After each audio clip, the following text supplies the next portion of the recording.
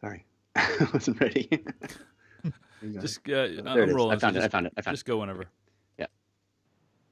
This episode of the Slash Filmcast is brought to you by RX Bar.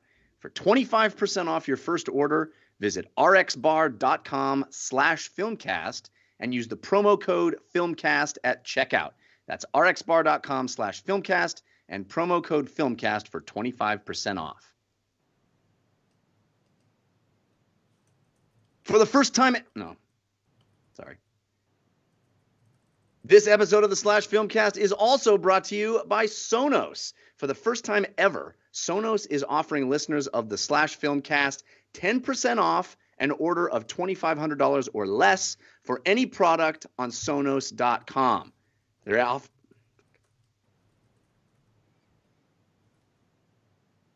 This episode is also brought to you by Sonos. For the first time ever, Sonos is offering the listeners of the Slash Filmcast 10% off one order of $2,500 or less for any product on Sonos.com.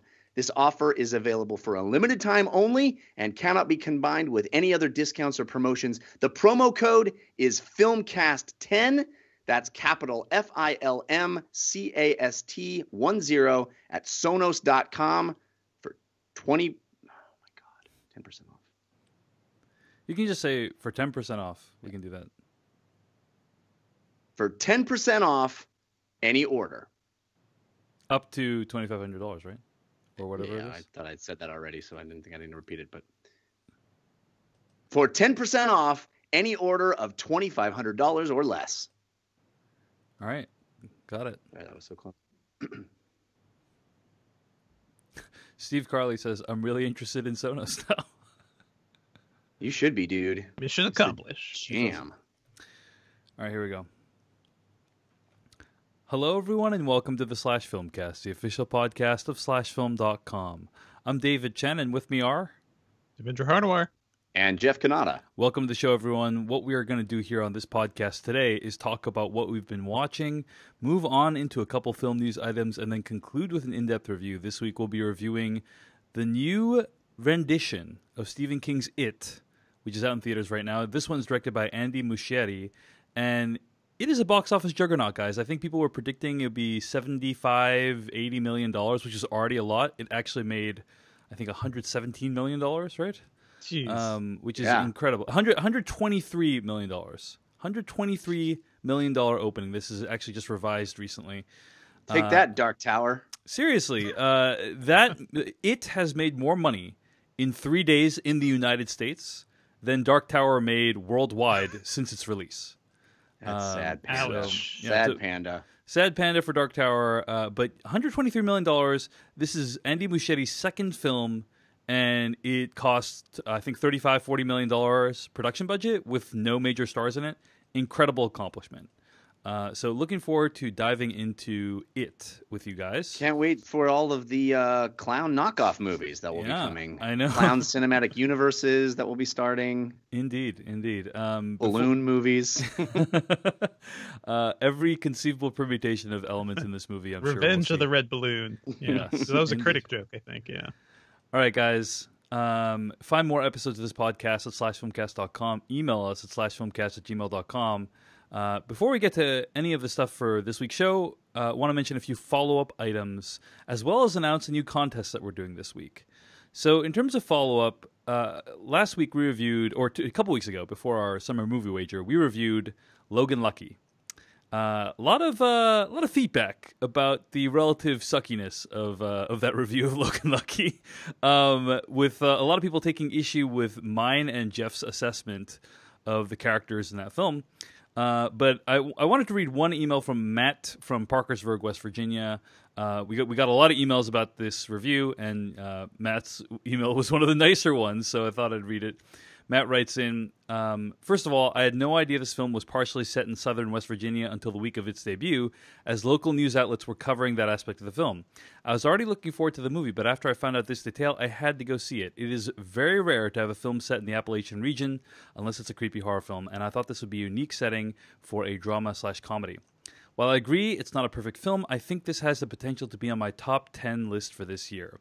I don't think this is a film for everybody, but I think Steven Soderbergh and Rebecca Blunt nailed the mentality of some West Virginia residents, particularly in the southern part of the state. There were so many little details within the West Virginia characters that I just sat there smiling thinking, wow, it's sad, but I know somebody like that. For example, I thought the relationship between Jimmy, played by Channing Tatum, Bobby, played by Holmes, and Moody, played by Denman, was filled with so many small moments that it made my viewing experience quite memorable. In addition to the characters, the sets were shockingly accurate. Between the county fair, the trailer home, and the small town salon, I was convinced that a crappy West Virginia town that I used to know all too well was actually on screen. Interestingly, I watched this movie with my brother and sister-in-law, and they also shared similar opinions. I think our background gave us a unique perspective on the film and made the viewing experience better. While there were some over-the-top and exaggerated aspects of the humor, as a West Virginia resident, I never felt offended. As ridiculous as it seems, people in the southern part of the state really do have those thick Appalachian accents. Again, I think the accent's a bit exaggerated, but I think a lot of this movie is exaggerated intentionally. I found it clever that despite sounding ignorant or stupid to some people, I believe the film goes out of its way to deliver the message that the characters are quite the opposite. End quote. He goes on for a while, but I thought I'd throw that out there. Jeff, you got a lot of feedback about this review as well, and just wanted to hear if you had any reaction. Did any of these emails sway you into changing your opinion on the film? Well, I'm certainly pleased that especially people from that region didn't take any offense to any of it and found it to be accurate. For me, it was always wondering whether it was laughing with or laughing at, right? And I came away feeling a bit like it was laughing at rather than laughing with, but it sounds like the people who actually live that reality every day felt like it was laughing with. So far be it from me to disagree. I think that, as I said during that review, I think the movie's fun. I really had a good time with the heist. I don't think the movie is very good, but I think it's fun. And, hasn't changed that opinion, but I'm pleased to hear so many people that actually live in those regions felt like it was accurate and authentic and not mean-spirited. Yeah. Well, thanks for all the emails you sent in about Logan Lucky. Really appreciate you guys engaging with the podcast with a lot of passion. And you can always write into us at /filmcast@gmail.com. Another thing I wanted to follow up on was we talked a couple weeks ago somewhat humorously about why AMC was super pissed at MoviePass. MoviePass is the all-you-can-eat movie subscription service for $10 per month, and there was a lot of questions about why is AMC being such a dick about this, given that theoretically MoviePass cutting prices to such a low rate would actually be good for AMC. People go in, they see movies for cheap, but AMC keeps all the money from the full movie ticket price plus the increased concession dollars that they would be getting. It's the old mo movies, mo popcorn philosophy. That's right. Turns out that according to several sources that contacted us in the last couple weeks, one of the reasons that AMC is so upset is because they are planning on launching their own all-you-can-eat subscription service sometime in the near future. And what are the chances of that being $10 a month, guys? I feel like it's pretty low, Jeff. I feel like the chances are pretty low. So we will see what happens. But I don't know. Do you guys have any guess as to what amount of money it will be per month? I would say 20 to 30. I think 20 to 30. It feels right. I feel like $29.99 is a pretty safe bet. Isn't there Stubbs thing like $30-$35 a year or something? Like I think that's the price range they really like to play around with. Yeah, and I mean, a ticket now is like $12, right? A Stubbs is $15 per year. But yeah, a ticket depending where, but yeah. Yeah, a ticket can, you're right. In New York, it's probably a ticket for me, every ticket is like $16. Oh, yeah, 18 in LA, for sure. Yeah, so it needs to be something where you're not already paying for it. Like, you're not paying for the service after you see one movie. You know what I mean? Like, with MoviePass, you get MoviePass for $10 a month. You see one movie, it's already paid for itself, right? I'm guessing it's not going to be that generous. So I think you're right. $20 to $30, probably $30 per month. And we'll see if it happens, and if it happens, what the price is going to be. But thanks for the tips. And again, you can always email us or tip us at /filmcast@gmail.com. So finally, wanted to mention The Big Sick. Guys, The Big Sick, one of the big indie movie success stories of the year. not only was it a very well-regarded, well-reviewed movie, but it also did very well for like a low-budget romantic comedy, right? $41 million in the United States. And we all loved it. Yeah, we all loved it. I'm pretty sure $41 million is way higher than its production budget was. And I thought it was a great film. And guess what? Hold on. Sorry, guys.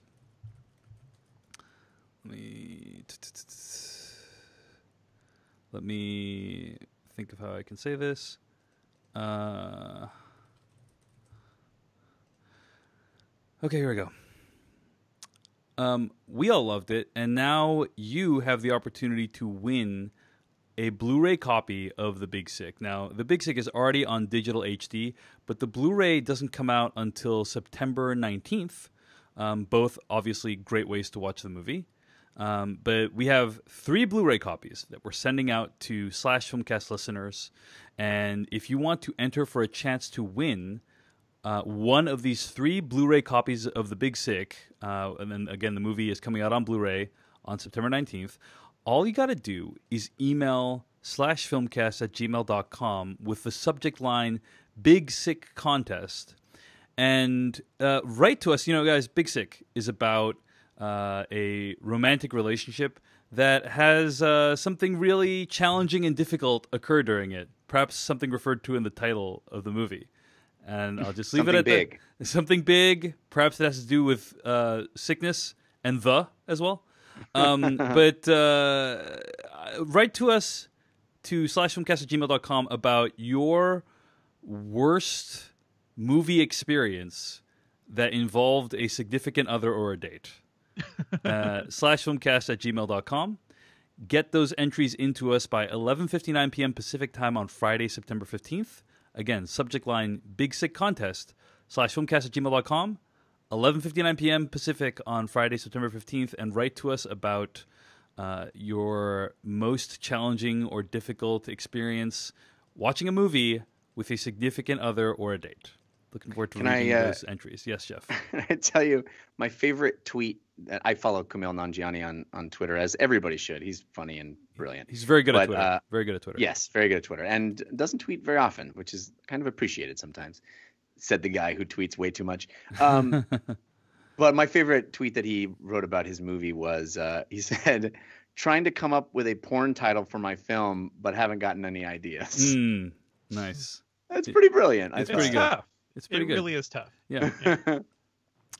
All right. Well, again, slashfilmcast@gmail.com, Big Sick Contest in the subject line. And we have 3 copies to give away of The Big Sick, which is coming out on Blu-ray on September 19th. Okay. Those are all the follow-up items and big announcements for this week. Let's move on to what we've been watching this week, gentlemen. I want to mention a few things.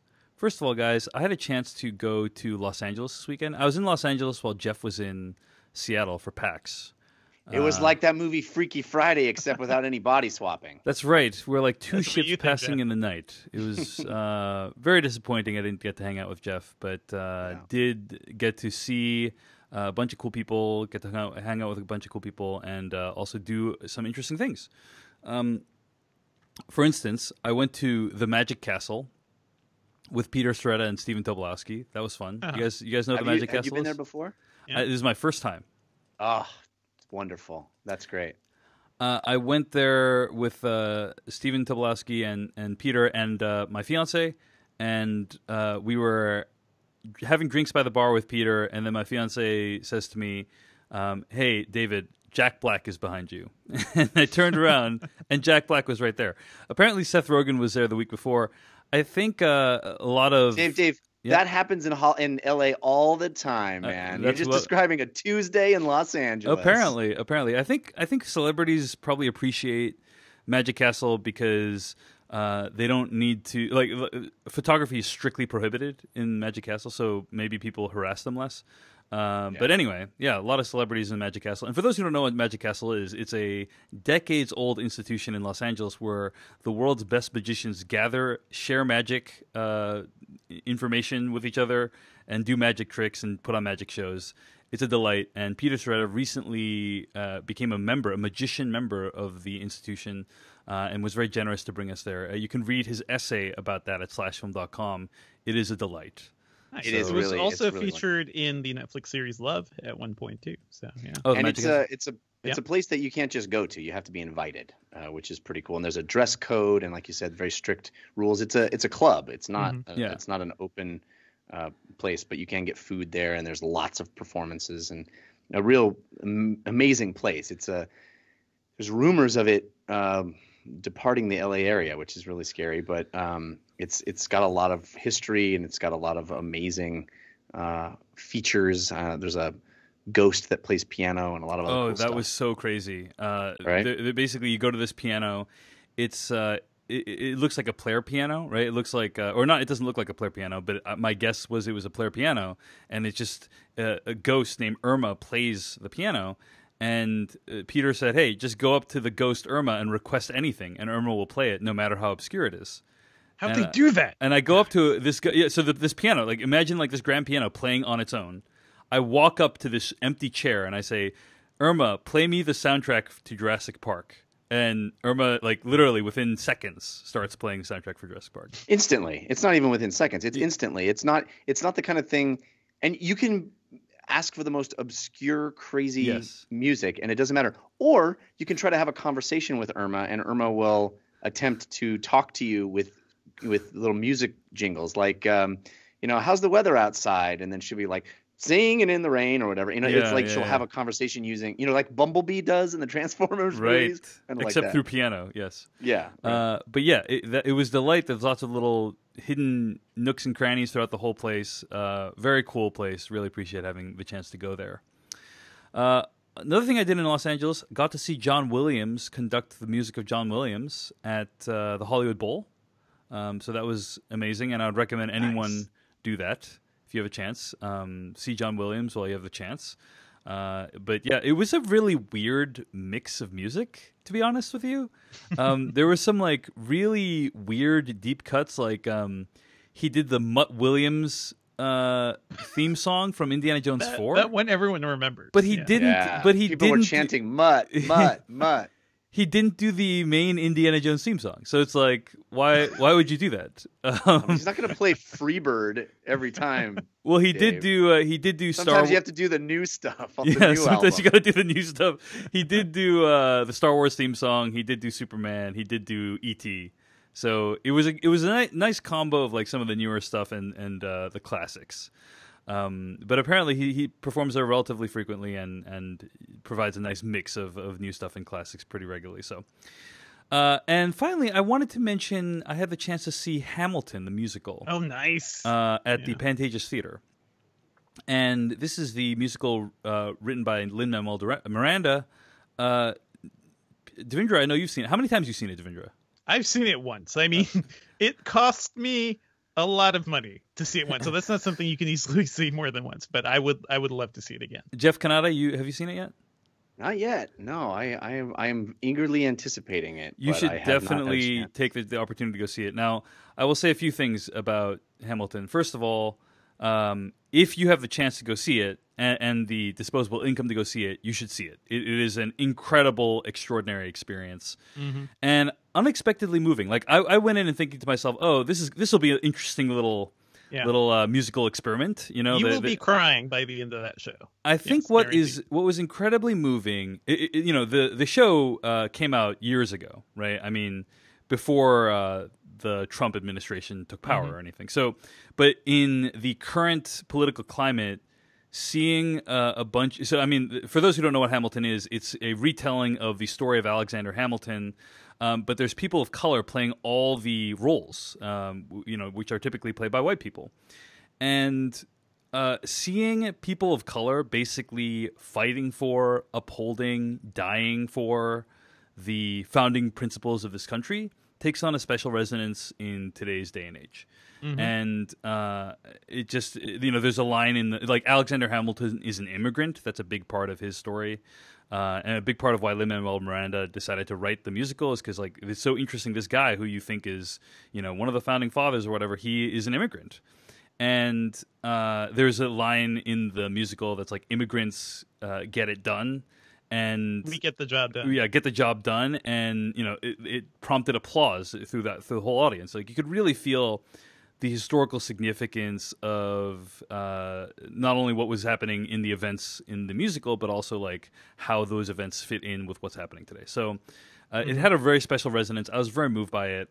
Strongly recommend. Definitely go check it out. And if you're in LA, you really need to make the time to go see it, Jeff Kanata.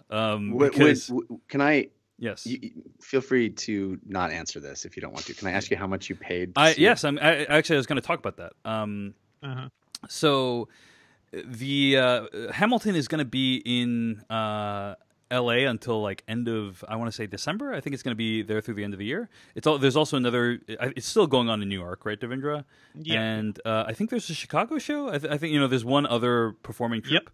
But the tickets were, I think, like $300.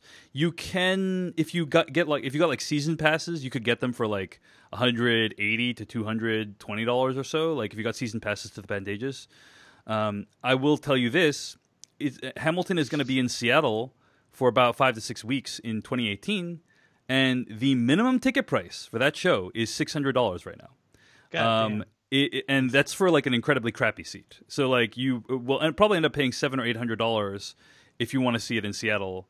At that price, it is not necessarily cheaper, but you probably get more out of it just flying to LA and seeing it and like making a weekend out of it. Which is what more out of it. Which is what I know we did, they also recorded a full, like with the full cast, the original cast. They did a recording of that. They're probably going to release that at some point too. So yeah, it was one of the greatest theater experiences I've ever had in my life.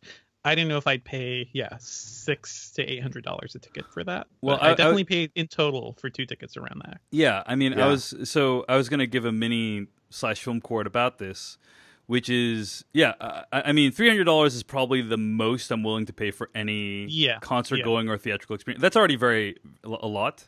Yes, but and then you get to buy 2. Usually, right? I can't imagine paying like $800 or $700 for like a one-time theater-going experience. I'll also say this: it's incredibly stressful to go see a show that's $300. I know it's like a champagne problem or whatever, but it's like we had a kid. There's so much pressure to enjoy every single minute of it, and there was a child about a couple rows in front of us and 8 seats to the right. It was a he or she, but they were basically talking in full voice throughout the entire film. I'm sorry, throughout the entire musical, being like, "Who's that, mommy?" Like, "Oh, is that the person from earlier?" Being incredibly annoying. And I honestly, if I was sitting closer, it wasn't close enough to really bother me. But if I had been sitting, in front of that kid, I would have probably freaked out because, I would have paid like $300 for these tickets, and this freaking child is ruining the experience for me. That said, Hamilton is a pretty complex musical. Like, it's not something that I feel kids could easily grasp, so I understand why a child would be confused and feel the need to ask questions. But still, anyway, I'm just saying it's awesome that I'm blessed and very fortunate to have had the chance to go. But I definitely don't feel like I could spend $700 on a one-night show and truly enjoy it because there's so much pressure to enjoy it. Do you know? Yeah. Can I ask you this question? That's totally self-serving. Yeah. Where is the worst place you would sit in that theater, having been in it and seen that show? Where do you think exact seat section? Yeah. Yeah. Where's the compromise point, right? Where is like, oh well, I'm not going. You know what I mean? Is like back of the mezzanine still good? Yeah, I don't know if I'd do back of the mezzanine, but yeah, I mean, most of the seats feel pretty good to me. We were sitting relatively far away from the stage, but you could still kind of make out the people's faces and what they were saying, what their lips were moving around as, that's really all you really need. I would, maybe consider bringing binoculars. That's another thing you could think of, or whatever the theater version of binoculars is, Yeah.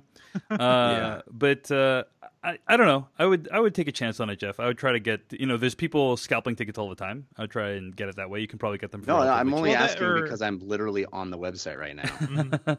And if there aren't other tickets to like SeatGeek and those other services, that's kind of how I got it. That's how we got it. SeatGeek. SeatGeek is how we got it. So that's what I would suggest. And you can end up getting tickets for not that much. But it is kind of also sad that this, for now, it remains an experience that is only accessible to people willing to drop a couple $100s on a ticket. Yeah, like that has been the paradox of the show for so long, because it is clearly like a show meant to show more representation in the theater, except the people who really should see it probably can't get in. That's why in New York they're doing like a big lottery thing, and they give away a bunch of tickets for real cheap. Yeah, I think like $10. Yeah, I've heard about this lottery. So anyway, just wanted to mention Hamilton as like this incredible experience and something you should definitely check out if you're in LA. In Seattle, less sure that you should pay that money to go see it. I'll be curious to see how insane those ticket prices get next year. All right, I had other things to talk about, but I'm already way over time. So, Devindra, why don't we talk about what you've been watching this week? Sure. I saw Terminator 2 in 3D for some reason. Mainly because for some reason I have never seen Terminator 2 in the theater, so I was like, this is a good opportunity. I saw it at the Alamo here in Brooklyn, a great theater. The movie is still great. It is a perfect film in so many ways. The 3D, which was produced by Studio Canal, I think they also did the restoration too, or I'm not quite sure how all that worked out. The 3D just wasn't that great, and this kind of is the problem we're seeing with a lot of these like 3D remasters of older films. We had Jurassic Park a couple years ago, and I think that one actually had more pronounced 3D and maybe just a better remaster. This one, there just really wasn't that much, and in times when it did appear, it was kind of distracting because I have just seen this movie so many times. I kind of know exactly how every scene is blocked, and when things start appearing in my foreground vision when they're not supposed to, it starts to feel weird. So yeah, there's that. The restoration looks good overall, at least the 2D parts, but I wrote a piece at Engadget, go check that out, about like 3D remasters and these sorts of movies. These older movies are not made for 3D in the way that more modern films are, at least in terms of the way they're shot and framed and cut. It just feels like a big waste of money, but it is nice to see these movies on the big screen again. I just hope we don't need as many in 3D. Yeah, I mean, I think I've talked about this a few times on the Slash Filmcast before. Terminator 2 was one of the first movies I ever saw rated R, in theaters, and it blew my mind when I saw it.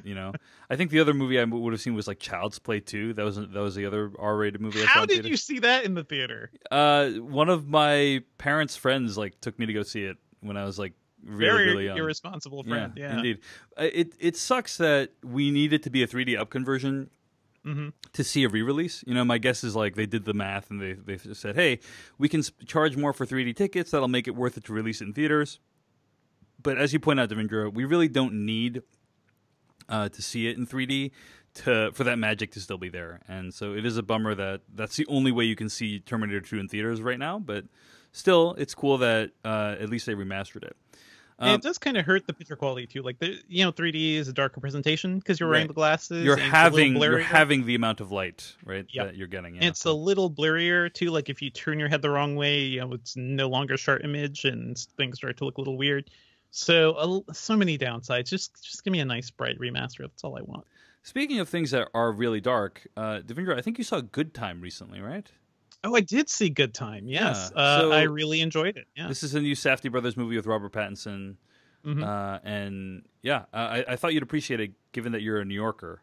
So yes, it's a great. I love New York movies. I love movies where New York is like a character, guys. So there's so many of those. I think this one, it does a lot of new and different things. It does feel like a weirdly small story, and I think you were pointing out, Dave, like it feels like a parable of the Trump age or something, because it's kind of the racial subtext I found to be very effective. So the entire movie is this white dude who thinks he's a genius, or at least he's a better criminal than he is, and he basically thrusts himself forward through the plot through sheer like confidence right. in his own belief that things will work out, right. and his ability to just like pull people of color into his right. web of madness, hurting and incriminating and inconveniencing people of color throughout the whole movie. It's pretty remarkable. So it's a great movie. Yeah, it is. There's some shots, there's some sequences that are really fantastic. It did feel shorter and smaller than I thought it would be. Yeah, it did feel like it just ended at a point where it did feel like it ended very abruptly. So but I would recommend seeing it. I think it's and it's lit gorgeously. Just some of the ways they light, it almost feels like completely natural lighting. But I don't think it's quite completely natural lighting. It just looks like a side of New York that you don't usually see. So that's good time. It's out in theaters right now. What else have you been watching, Devindra? A bunch of things. I also picked up Brotherhood of the Wolf on Blu-ray, and this is a movie. I love this movie. I remember you loving it with me, Dave, back in the day when it came out. And there hasn't been a Blu-ray for this thing for a while, but I just noticed, I think a couple months ago or last year, there is a Korean Blu-ray release that works on American players, and you can actually buy it pretty easily. I picked it up on Amazon for like $12 or $13 or something. It looks like it's HD. It looks better than the DVD I had. It's not like a pristine picture, but it looks great. The soundtrack is great. The movie's still a ton of fun. The CG doesn't hold up very well, especially towards the later parts of the film with some of the monster. But it's a gorgeous movie, and man, it really makes me wish Mark Dacascos had a bigger career. That's Brotherhood of the Wolf on Blu-ray. And what else have you been watching, Devindra? Also saw the first episode of The Deuce, the new David Simon series on HBO, and all I have to say, it's fantastic. It is very much in the David Simon wheelhouse. It's a story about like people and the systems that they're a part of, and how the systems kind of influence and control their lives. I think it's much more approachable than a show like Treme, or even something like what was it, Semi-Hero, the one from a couple of years ago with Oscar Isaac. Treme, show me a hero. Show me a hero. Which was about the public housing situation, I believe. And it's Treme is a great series, but it takes a while to get into it and for all those storylines to gel. I'm really digging The Deuce so far. Like it feels much more akin to The Wire. All the actors are fantastic. Maggie Gyllenhaal is here. It's a show that's really about kind of the sex trade in New York during the 70s, both in terms of prostitution and also adult films. But it uses that to also explore notions of capitalism in America, as David Simon does. So yeah, it's fantastic. There's a lot going on, but definitely worth watching. Cool. I was planning to watch this last night when it debuted, and turned it on my old HBO Go, and then saw that the first episode is an hour and a half, and I was like, it's movie length. Yeah, I can't. You can do an hour and a half season finale. That's fine. But your first episode, don't intimidate me with the right time. They kind of need it, right? Because after that thing was over, it actually felt really short to me, just because I was immediately into all these characters and all these storylines. One thing worth mentioning too, this show does some incredible jobs of recreating old New York, like seedy Times Square in the 70s. There are shots in this thing that look insane, like they were in a time machine or something. And I'm sure it's a whole combination of like digital composites and whatnot. But the overall effect, like there are a lot of old cars, or great costuming, like it just feels really authentic. And unlike Vinyl, which I think was also on HBO and also tried to go like rah-rah 70s, this show doesn't just revel in it. It just feels authentic in a really natural way. All right. That's The Deuce, and it's playing right now on HBO. Looking forward to checking that one out. Devindra, you've also been watching Insecure Season 2, right? Yeah. Quick shout out to Insecure Season 2. This is the Issa Rae series, and it's so good. We're talking so much about HBO these days, and I think that's because for most of their big series, they're just killing it. And Insecure is a show that, it explores relationships. It explores ways people of color have to navigate their careers, and also, just living in America today. It's a fantastic show. Definitely worth watching. Season 2 is even better than the first, so definitely just get on it. Yeah, that's on HBO right now. Insecure is the name of the show. By the way, Brian Davids from Film Celebs is here in the chat room. He says Michelle McLaren, I think she directed The Deuce, right? Yeah. Wanted you to smell New York. You can smell it. You can smell it through the screen? You can definitely like there's a good amount of like a good thing that time period. It's like watching Taxi Driver and just being like, I don't want to walk down that street. You can definitely smell the trash and the urine through the screen. Speaking of James Franco, if you're not sold on that, I don't know what will. It's called The Deuce. What can I tell you? Speaking of James Franco, I'm really excited for The Disaster Artist. I saw a trailer for this movie in front of it, and it really feels like it's going to capture the magic and the hilarity of the book The Disaster Artist, which I thought was both very funny but also a moving story about what it feels like to try and create something on your own against all odds. And so anyway, just wanted to say... Dave, do you think that we're in a full-on Franco-sance? You know, you were the one that told me you can't assance everything, Jeff. I know, but now I learned it by watching you, Dave. Yeah. Now I'm seduced into the assancing. Yeah. All I want to do is assance all day long. The Franco-sance, yeah. We're we're in the midst of being a bunch of Franco-philes. Hey, yeah. Okay. The true Franco-sance is that we were in the middle of it this whole time. Yeah. Nobody. He's everywhere, guys. It's kind of crazy. He's in so many movies too. It's not all of them are great, but he's everywhere. Jeff, he's he's trying hard. Jeff Canada, what have you been watching this week? Well, I eagerly anticipated and tuned in last night for the premiere episode of The Orville, which is Seth MacFarlane's new homage to Star Trek, a Star Trek with comedy. Except that he forgot the comedy. I mean, Jeff, this show looks so great. It's basically like a television show version of the Galaxy Quest, right? You know, I mean, yeah, with some classic Seth MacFarlane humor. I mean, it's got to be good, right? I see. The thing about the Galaxy Quest is it had a take. Yep.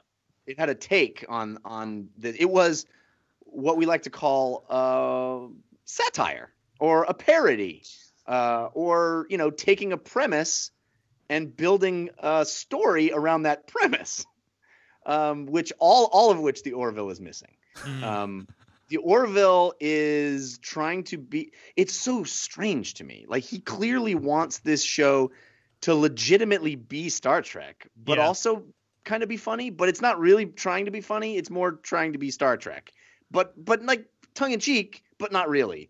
I mean, this shows, at least in the pilot, and again, pilots are sometimes poor representations of what the final project is going to be.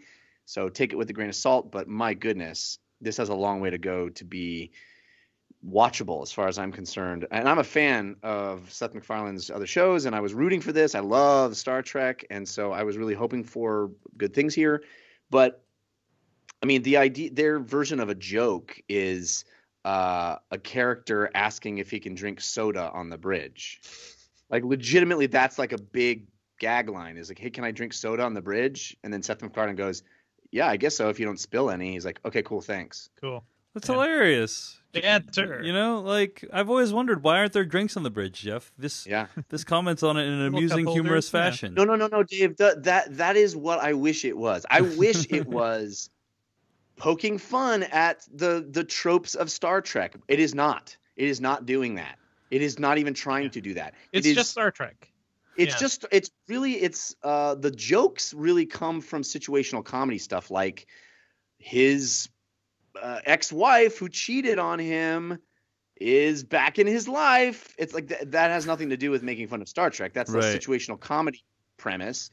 And all of the Star Trek stuff is played at face value. Like, it's all they're just trying to do actual adventure stuff and cool ideas. And it's a USS something or other. USS Orville. I was reading Vox.com article about this, about how Seth MacFarlane talked about his love of Star Trek while carefully tiptoeing around outright admitting how much he borrowed. But watching even a single minute of the show makes MacFarlane's inspiration obvious. From the Orville crew's uniforms to the Klingon-esque krill alien species to the episodes fading to black at every commercial break, the Orville is, as my colleague Tom Vanderwerf put it, just Seth MacFarlane filing the serial numbers off Star Trek.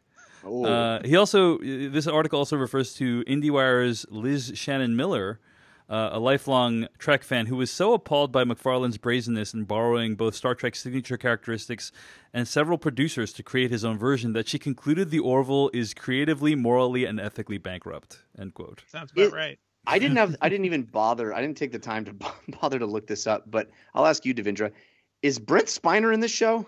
He sounds like Brent Spiner, doesn't he? Somebody is either doing Brent Spiner or he legitimately hired Brent Spiner to do the voice of the robot. There is a robot, and he sounds exactly like either his direction was do a Brent Spiner impression, or they secretly cast Brent Spiner. Also, Norm Macdonald is in the show for some reason as like a pile of I don't know goo. Yeah, and I'm pretty sure Rob Lowe also has apparently it's not Brent Spiner. There is an article called "Is Brent Spiner on the Orville? Who plays the robot on the Orville?" It's not Brent Spiner. It's a great impression. It's somebody doing a very good Brent Spiner. Yeah. That's actually a symbol for the entire series. Yeah. Right. You think it's Brent Spiner. It sounds so much like him, and you like Brent Spiner, and you want that. Brent Spiner has like a lawsuit potentially. Yeah. It's Mark Jackson, by the way, is who plays the robot. So my wife, who's a huge Brent Spiner and Data fan, also thought that was him. So like they clearly were going for that. Wow. Yeah. Dave. It is really depressingly bad. It's very bad. Whoever called it creatively bankrupt, that's what it is. Yeah. It feels like the pitch for this was, Seth MacFarlane saying, "I like Star Trek," and that's it. Yeah, that's I thought at the very least it's going to be funny, but it's not funny. There is no point at which it's funny. And now I think he's on a campaign to say, well, it's not really a comedy, guys, and Fox is pitching as a comedy, and people did come back to me on Twitter saying that. But even then, like, the drama that's there is so unoriginal and boring and dull. Like, it is weird to me that the Star Trek movies, the Abrams one and the third one, we're not going to talk about Into Darkness, but at least those movies felt alive and original, even as they were recreating plot points from Star Trek. It's kind of insane. This just feels like a carbon copy. All right, well, that's the Orville. It's on Fox right now, and it sounds very bad. I think I should watch one episode just to see how bad it is. You should watch one. Yeah. You definitely should watch one episode if you hate yourself. Yep. BoJack Horseman Season 4 is here, and that is the opposite of everything I've been saying. It is original and amazing and insightful and hilarious and beautiful, and I love it. I don't know why I keep forcing myself to try to decide what I like more, Rick and Morty or BoJack Horseman, but I'm at a stalemate. They are both just knocking it out of the park. And who knew that an animated show about anthropomorphized animals would be the most honest take about depression and self-loathing and self-destruction on television. It is so insightful and so good, and so it just hits home. And the character of BoJack, they keep going to new depths with him and finding new ways to express his particular mental state. And episode 6 in particular is a thing of real beauty. How far did you get into this season, Jeff? Episode 6. Oh, okay. Gotcha. I got to episode 6, but episode 6 is I think a high water mark. It's really it does something that the show has never done before, and it really puts you inside BoJack's state of mind and kind of portrays a level of self-destruction that I've never really seen a show tackle before in such an honest, direct way. It's quite something. It's really good. Like, I'm still a little put off by seeing animals having sex with humans in the show. That's like the one thing. It's still a little weird. It's never not going to be weird. But the season is so good, and some great new voices too. Sharon Horgan's in here as sort of like a British young pop star. Also, Aparna Nancherla, who, Dave, we went to college with her. And it is kind of funny seeing like her comedy career just taking off, because she's been in a bunch of shows lately too. So I just love that. I love seeing her career rise up, and she plays a major character in the season too. She was in she was in Master of None.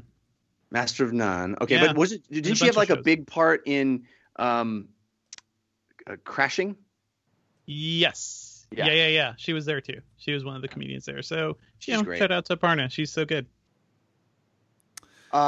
Speaking of comedians, Dave, I also watched the Bo Burnham stand-up special that you raved about, and I will briefly echo your raves and say it should be watched by any fan of comedy. It's really something special. I didn't think, it's I assume you're talking about Make Happy. Is that the one, right? Make Happy, indeed. Yeah, on Bo Netflix. Burnham's Netflix comedy special, Make Happy, which is really different structurally than any other stand-up special I've seen. It's a series of vignettes, almost a series of disassociated bits that he butts up against one another and intentionally makes them disparate and clashing and kind of non-cohesive. And not all of them were home runs for me. Like, some of them worked better than others, but the ones that were my favorites were among the best comedy bits I've ever seen. I mean, they were daring and interesting and really self-reflexive and honest and all the things I love about comedy, and musical. They were highly skilled. Those musical. last two songs I listened to just in my daily life because I really enjoyed those last two songs quite a bit. Yeah. I felt like it was less of a stand-up special and more a deconstruction of a stand-up special. Like, it's commenting on what a stand-up special even is, right? In a lot of ways, yeah. It's more of a one-man show than anything else. Yeah, totally. So that's Bo Burnham's Make Happy, and it's available on Netflix, and Jeff echoes my sentiments. Dave, speaking of echoing sentiments... All right, I'm curious where this is going. This is the best transition I can do. Nice. When we get sponsored by something, I always find myself in a strange place, because sometimes we get sponsored by a thing like Sonos, and I've been using it in my own life for many, many months, and I already know that I love it. But other times we get sent the thing to see if we're going to like it, and I'm in this weird position where I definitely want to like it because I want to be able to speak honestly about the sponsor and say I like it. But I kind of don't want to like it too much, because if I do, then it sounds like I'm not being honest, because I get so effusive in my praise. And that's where I find myself with RX Bar. I love these things, and I'm going to sound like a total shill. I'm going to sound insincere because I love these things. Well, what is RX Bar, Jeff? Tell us what RX Bar is. David, I'm so glad you asked. RX Bar is a whole food protein bar. So what does that mean? It means this is a bar that you can eat. You can eat it for, breakfast on the go, a snack, like post or pre-workout. These are, protein bars, right? But they're made with 100% whole ingredients, and they're completely transparent about what's inside them. They're made with really good stuff, and all the ingredients are printed like on the front in big, bold. It's like a very striking design for the bar, right? Like, I think it's the Helvetica, packaging, Dave. I think it's Helvetica. The packaging is just on the packaging is like the ingredients written out in a very no nonsense fashion. It's very striking, right? Yeah, and it kind of it's kind of states whites, or exactly. Chocolate, It kind of does a good job of stating what the kind of the positioning of the bar is like, hey, we are pure ingredients, we are good, high quality stuff, and we're going to put that all on the label. So no artificial colors, no artificial flavors, no preservatives, no fillers, none of the junk that you can find in other products. And they are gluten-free, soy-free, and dairy-free. No added sugar. So here's the thing. I'm not a guy that really loves protein bars. I'll eat a protein bar here and there. But most of the time, honestly, it's not even the flavor that I have a problem with. It's the texture. A lot of protein bars are chalky or like grainy and just don't have the right texture. And just they don't have a good mouth feel, right? I would never use that term, but I'm glad you did. Yep. You need good mouth feel. Good mouth feel is necessary. You got to have I can't even say it. But you definitely want that, because honestly, those things make you feel like you're eating something that you got prescribed. It's like, you're trying to be good to your body because it tastes so terrible and feels so gross in your mouth.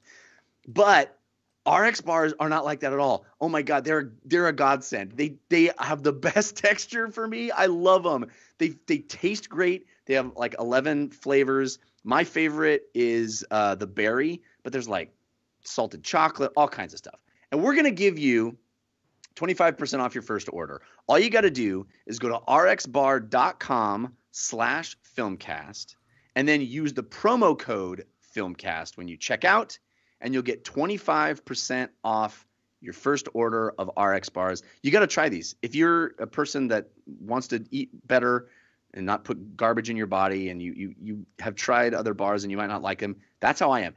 And I'm going to be completely honest with you guys. This is completely true.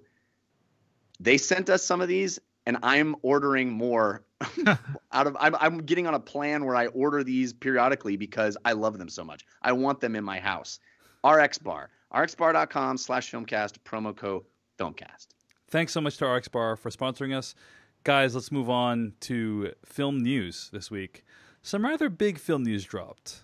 Just a little bit. Just a little bit. Colin Trevorrow, who has been a little controversial in the past for a couple reasons that I can get into in a bit. He has left Star Wars Episode 9. The description of what happened was that they had difference in creative vision, right? Here's wanted it to be good. And he had other visions. At StarWars.com, they posted this very simple statement. Lucasfilm and Colin Trevorrow have mutually chosen to part ways in Star Wars Episode 9. Colin has been a wonderful collaborator throughout the development process, but we've all come to the conclusion that our visions for the project differ. We wish Colin the best, and we'll be sharing more information about the film soon. End quote. Massive, massive news for a variety of reasons. I mean, Colin Trevorrow, already kind of controversial. He was given Jurassic World after an incredibly tiny indie film, Safety Not Guaranteed. That movie made over $1 billion, and so he went from strength to strength, released The Book of Henry, which I don't know if you guys have seen, but it is a batshit insane movie. I wonder how much that contributed to this. Well, I believe it is one of the worst reviewed movies this year. I highly, I think that I highly doubt that it was a deciding factor, but Vulture did come out with an article explaining, from a source explaining like why they think Trevorrow was removed or they decided to go their separate ways. Here's a quote from a source inside Lucasfilm who says, during the making of Jurassic World, Colin Trevorrow focused a great deal of his creative energies on asserting his opinion. But because he had been personally hired by Spielberg, nobody could say, you're fired. Oof. Once that film went through the roof and he chose to do Book of Henry, Trevorrow was unbearable. He had an egotistical point of view, and he was always asserting that. End quote. Yes. Now, take that with a massive grain of salt. Because to be a successful director, I think, you need to have a really strong point of view. But I think that this whole Star Wars saga, like the behind-the-scenes stuff, is really, really fascinating. I think Trevorrow is the fourth director to be removed, right? There was Josh Trank, who was removed, and then Lord and Miller, Trevorrow, and then he wasn't technically removed, but Gareth Edwards famously was sidelined in favor of like Tony Gilroy, who helped to bring Rogue One back from a challenging place. It feels like they wanted Kathleen Kennedy and the folks at Lucasfilm started by saying like, hey, we want hot, we want exciting, hot, up and coming directors to take the Star Wars franchise and bring it in all these different directions. And now they're deciding that that's not what they want to do after all, right? I wonder if we read into this trend more than just these specific cases, because Rian Johnson certainly is the outlier here, right? Because he fits into the young, exciting, outside the box choice, and he seems to have worked out on all sides. Yeah, from what everyone is saying, like from what all sources are saying, everyone is really pleased with Rian Johnson's work on Star Wars Episode 8. So, well, we know he plays a good banjo. I think that guy, he could at least work well or work better with others, which goes a long way in any job. Friend of the show, multiple time /filmcast guest. And hopefully a future /filmcast guest. But yeah, Rian Johnson, really looking forward to him showing us what he can do with Star Wars Episode 8. Also, he has, I think, stated publicly that he is not currently in the running. Like the plan was always for him to do only episode 8. There was a feeding frenzy of speculation that just get Rian Johnson to do episode 9. He did write episode 9, or at least was involved with that. Right. So there is an open question about whether he will be involved in episode 9. I think that would be exciting. Also, Jermaine Lucier speculated on the Slash Film Daily podcast that J.J. Abrams also being courted to come back as well. These are people who are kind of proven quantities in the Star Wars universe. They've already directed Star Wars films that people are happy with. It is the end of the trilogy, so, probably more important than any of the others. But I would like to see some different choices in there for sure. Yeah. I would too. I'm hoping for something a little more interesting than JJ. I would love to see more Rian Johnson. But having not seen episode 8 yet, we don't know how that's going to turn out. But you get the sense that he's just so darn cool and good at this at this job. I mean, I love every movie he's made, so I have a hard time believing he wouldn't do a great job here. But do you guys think that there's going to be an episode 10? What's the future of Star Wars? This is a Disney franchise, Jeff. Yeah, there's definitely going to be an episode 10. But I mean, will they do episode 10, or they just start making the Han Solo movie and the Stormtrooper? No, I think Stormtrooper Trevor movie. It's all of the above. Is my answer to your question? I think there will be an episode 10.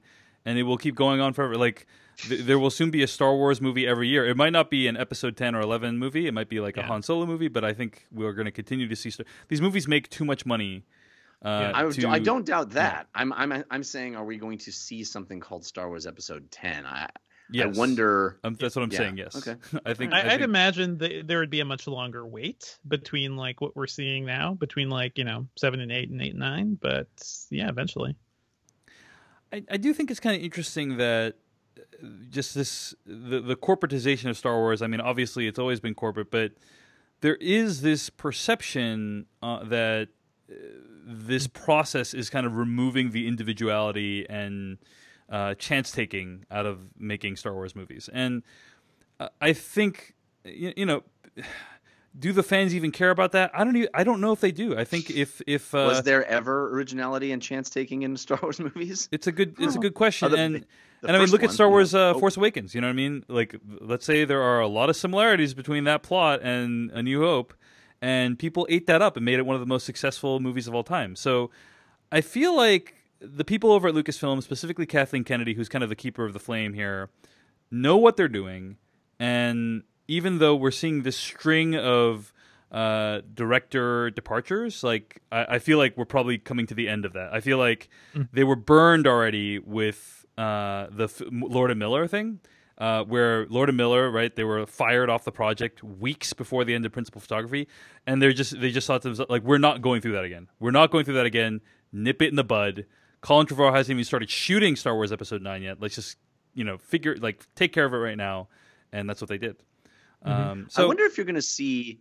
I'm curious about the sort of generational positioning of these people, because Lord and Miller were replaced with Ron Howard, which is of a completely different generation than these young filmmakers, and I wonder if Kennedy and Disney are going to resort back to an older generation of filmmakers that are a little more known quantity, a little more reliable, have been around the block a little longer. And if you're just going to see names that are much more familiar being plugged into these franchises, like Ron Howard, or at least people who are more experienced, right? I think I think part of the thing they were trying to do was get the young hot directors. And there are people who have been working maybe not as long as Ron Howard without that amount of output, but who have been working reliably. And like we were saying, Rian Johnson has had a couple movies, had a couple projects, definitely more experience than some of the other choices that they've had. I mean, Ron Howard is very much a journeyman director, right? Like someone who can go in and get the job done. But yeah, I think they probably will lean more towards people who they can quote unquote control more. Oscar-nominated filmmaker Stephen Daldry is in early talks for the Obi-Wan film. How did that happen? But okay. But, again, like older, more experienced director who probably is less likely to want to do their own thing and is more experienced working with a massive studio with $1 billion franchise behind it. So I don't necessarily see this as a bad thing, but I do think it is something that it's not a good look for Lucasfilm. But I feel like they've been burned already multiple times. They've learned their lesson, and I don't think they're going to repeat this mistake again. So well, also, Rogue One proved that it doesn't matter what the look is. No one thinks about that when they're walking into that. Nobody knows who's making these movies. Just Exactly. gonna be more Star Wars. Yeah, indeed. Yeah. All right. Other thing I wanted to mention this week in terms of film news, guys, and that is this whole notion that Rotten Tomatoes is to blame for the horrible box office. Like, this is a historically terrible summer in terms of box office. I texted you guys about this, right? Like, if you look at like tickets sold, if you look at grosses, like most metrics, it is it's pretty bad. And there's like, I thought this was just some silly thing that Deadline.com was writing about. Oh, movie studios are blaming Rotten Tomatoes, but it made the New York Times this week, guys, in an article called "Attacked by Rotten Tomatoes." Did you see this? Yeah. Very disappointing. I'm going to quote from the article here. Between the first weekend in May and Labor Day, a sequel stuff period that typically accounts for 40% of annual ticket sales, box office revenue in North America totaled $3.8 billion, a 15% decline from the same time period last year. To find a slower summer, you'd have to go back 20 years. Business has been so bad that America's three biggest theater chains have lost $4 billion in market value since May. Ready for the truly alarming part? Hollywood is blaming a website, Rotten Tomatoes. I think it's the destruction of our business, says Brett Ratner, the director, producer, and film financier at a film festival this year. Some studio executives concede that a few recent movies, just a few, were simply bad. Flawed marketing may have played a role in a couple of other instances, along with competition from Netflix and Amazon, but most studio fingers point towards Rotten Tomatoes, which boils down hundreds of reviews to give fresh or rotten scores on its tomato meter. The site has surged in popularity, attracting 13.6 million unique visitors in May, a 32% increase above last year's total for the month. End quote. I think this whole article and what it implies is just completely ludicrous. I mean, I think I don't know about Rotten Tomatoes, the site, being solely responsible for Hollywood's terrible summer. I think online trends perhaps have contributed to the summer being bad, like people being able to share or on Twitter and on Instagram or Facebook or whatever their opinion of a movie. Like, that really can sink a movie's chances right out of the gate. That's something that's a big deal. But the idea that like Rotten Tomatoes is at fault here, when really it just aggregates reviews of movies that were often terrible this summer, it just struck me as completely ludicrous. What do you guys think? Yeah. What do you guys think of this? It's ludicrous. Yeah. We made a whole bunch of bad movies, and if nobody had known they were bad, everybody would have gone to see them. Clearly, that's the problem. Yes. It was so dispiriting to see this article in the New York Times, because it was a decent look at Rotten Tomatoes, the site, but it uncritically posits the idea that Rotten Tomatoes is to blame for a lot of this bad studio box office. Meanwhile, I'm sure Rotten Tomatoes is psyched about all the publicity, because anytime anyone describes power to you is a good thing. But I just think it's quite a stretch that Rotten Tomatoes is at fault here. Plenty of movies that were deemed fresh on Rotten Tomatoes that underperformed. Right. War of the Planet of the Apes. War of the Planet of the Apes is a big one, yeah. Yeah. So, and don't forget, like, Rotten Tomatoes owned, looking up here, 70% by NBC Universal and partially by Warner Brothers. Like, they are a part of it. You're talking to the man in the mirror. I will say this, I've spoken with a few independent filmmakers about Rotten Tomatoes, and there is a lot of I remember speaking with an indie filmmaker who got their film onto Netflix, and he had expressed to me that Rotten Tomatoes is a pervasive thing that follows you everywhere. Like, if you're listed in Fandango, like anywhere your movie's listed, essentially, the Rotten Tomatoes scores will follow it there. So, for instance, in iTunes, if you go to buy a movie in iTunes, you see every movie's Rotten Tomatoes score. Mm-hmm. So I do think it is like an extremely influential site. It's just the idea that it led to the horrifically terrible box office is just a real stretch for me. So anyway, wanted to mention it because it's a narrative that has been very pervasive this summer. and it was a really, really rough summer, guys. I mean, in terms of it's gonna have repercussions. There's gonna be a ripple effect from the giant lead balloon that landed this summer. So. Good thing things are looking up this fall, though. Like just from this week alone. Yeah, for sure. I mean, the movie It made way more than many summer blockbusters in opening weekend. You know, like it made more than Wonder Woman, than War of the Planet of the Apes. Like I mean, many movies in our top 10, the movie made more money than. So it's crazy. It's crazy. Huge success story. All right. Speaking of huge successes, Dave. Yes. Let me tell you about a huge success that happened in my life. Tell me about it, Jeff. This weekend, we had my little son's first birthday party. Oh, nice. Yeah, little Jack turned 1 last week, and we had his birthday party this weekend. And that meant my family came into town, and my wife and I moved into a house last January, and it was the first time that my dad and his wife visited our new house. Now, this is a big deal for me that my dad was coming, and I wanted to show off because I look up to my dad. He's always been a tech geek. He's always had the newest, latest, best. That's where I got that phrase from for one of my shows. It was from him. He coined it. And he's one of those guys that I'll come in and he found a new song on the radio and he like puts it on his sound system and cranks it up.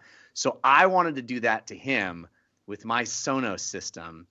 And I cannot tell you what joy it brought me. I put on a song by a band called The Midnight called Sunset. I highly recommend this band called The Midnight.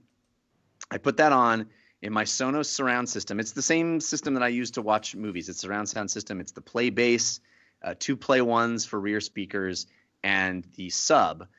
And my dad went bonkers. He could not believe how good it sounded.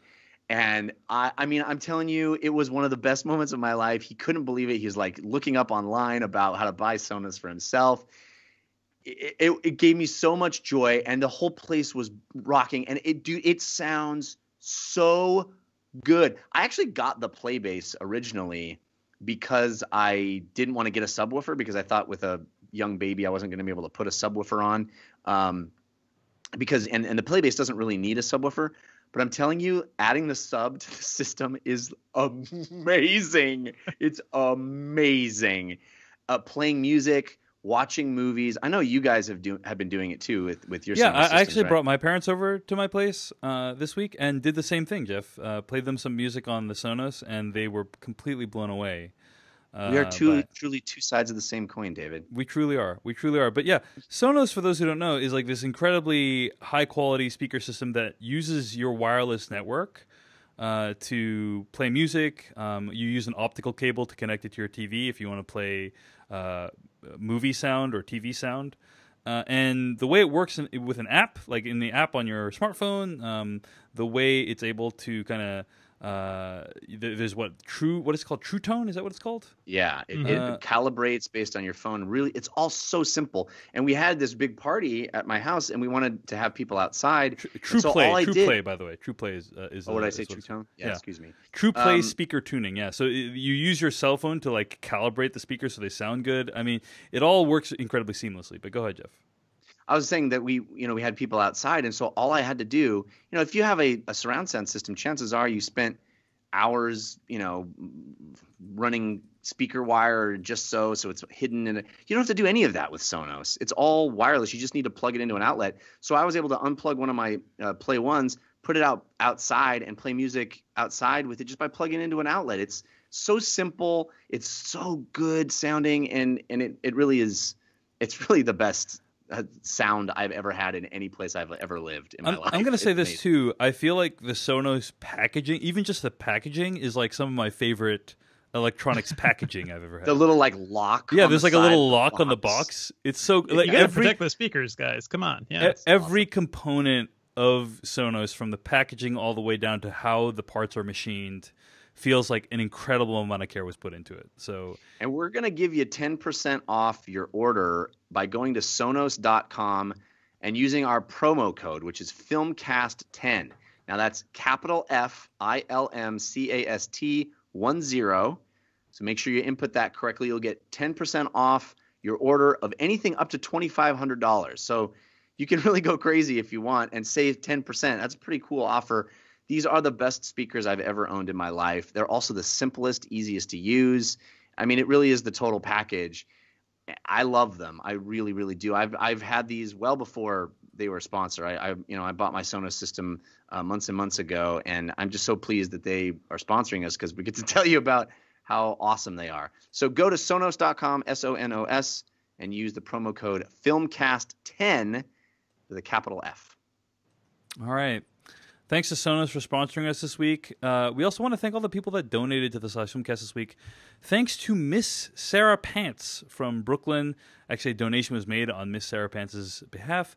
Thanks to Steve Canty, Ian from Ontario, Canada, Nicole R. from Germany, James D. from Petaluma, California, Rodolfo from Los Angeles, California. Thanks so much for your donations. Thanks to Andy Zetto, Glenn Harvey, and Edward Abercrombie for your subscriptions at the rate of $2 per month. If you like the /Filmcast, you want to support us, help us defray the cost of seeing movies, go to /film.com, click on the /Filmcast tab, use the PayPal links on the side of the page. Really appreciate those donations. Things have been so busy for me recently. I have not been able to even go to these screenings I have, so I've had to go just see movies regularly and pay normal prices to go see them. And I really appreciate the donations that help us to do our job here on the /Filmcast. So thanks so much, everyone. Really appreciate it. And thanks to all of our sponsors this week. Let's get to our review of It. Hey, Dave, can I tell a quick story? I know we're running long already, but... it's okay. What's the context of it? It's the screening of It that I was at. Oh, yeah, please. So, yeah.